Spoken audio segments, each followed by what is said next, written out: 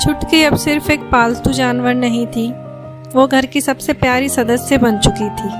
छुटकी को उनसे इतना प्यार मिला कि वो उस व्यक्ति को पापा और उसकी पत्नी को मम्मी और उनके बच्चों को भाई या दोस्त की तरह मानने लगी। जब पापा कहीं से आते तो वह पूंछ हिलाकर उनके चारों ओर नाचने लगती और पैरों पर लिपट जाती और बच्चों के साथ ऐसे खेलती जैसे उसके बराबर के हों। उसका सबसे गहरा रिश्ता मम्मी के साथ बन चुका था। वह मम्मी की परछाई बन चुकी थी। साथ साथ चलना, साथ साथ रहना, सुबह उठते ही सबके साथ बैठकर नाश्ता करना और कहीं घूमने जाना हो तो सबसे पहले कार में बैठकर जाना, जैसे कहती हो मुझे छोड़कर कहीं मत जाना।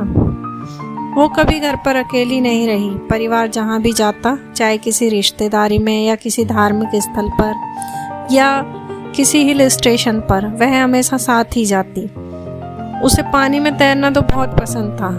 कई बार तो वो भांग खाकर ठंडे पानी में लेट जाती थी, आंखें बंद कर, जैसे कह रही हो जिंदगी इतनी सुंदर है, इसे महसूस करो।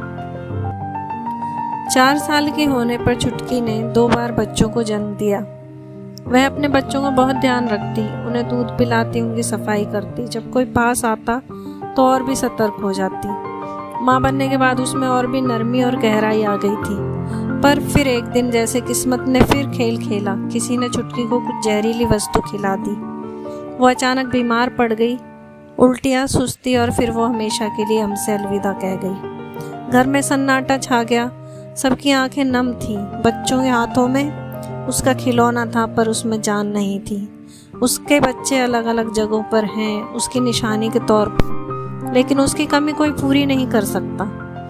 5 साल के छोटे से जीवन में वो हमारे परिवार का अभिन्न अंग बन गई थी। जी हाँ, वो परिवार कोई और नहीं, हमारा ही परिवार है और वो हमारी ही छुटकी थी। कभी कभी सोचती हूँ कि ये बेचारे हमसे क्या मांगते हैं। कुछ भी नहीं, बस थोड़ा सा प्यार। पर न जाने क्यों कुछ बेरहम लोग इनको मार देते हैं। छुटकी की कहानी हमें यह सिखाती है कि जीवन में प्यार, परिवार और यादें सबसे कीमती हैं। भले ही कोई चला जाए, उसका असर और प्यार हमेशा हमारे दिलों में जिंदा रहता है।